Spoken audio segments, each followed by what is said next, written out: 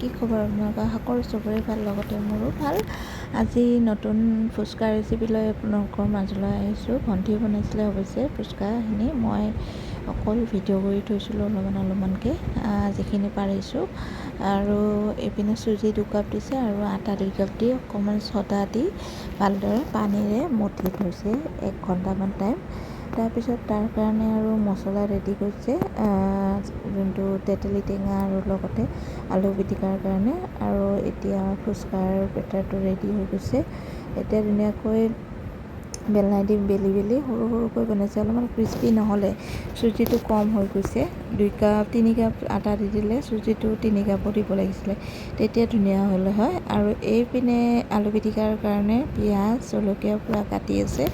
আৰু এইপিনে বইল হ'ব দিছে বুট আৰু আলু আৰু বুট ধুনীয়াকৈ সানিব, সানি কেনে মানে ফুচকাৰ ভিতৰত যে দিয়ে আলু খানাটো তেনেকুৱা। আৰু এতিয়া তেতেলী টেঙাৰ পূৰা ৰেডি হয়। তাতে আমচুৰ দিছে, আমচুৰ পাউডাৰ, লগতে ব্লেক পেপাৰ, লগতে অকণমান দিছে জিৰা পাউডাৰ। এনেকৈ তেতেলী টেঙা দি ধুনীয়াকৈ মানে টেঙাটো বনাইছে। কিন্তু মই খাব পৰা নাই, মাইনাৰ কাৰণে 2টামান খালোঁ আৰু তাৰপিছত আৰু ভয়কৈ আৰু নাখালোঁ, কাৰণ গাখীৰ খাই থাকে, সেইকাৰণে মই আৰু তেতেলীটো বেছি খোৱা নাই।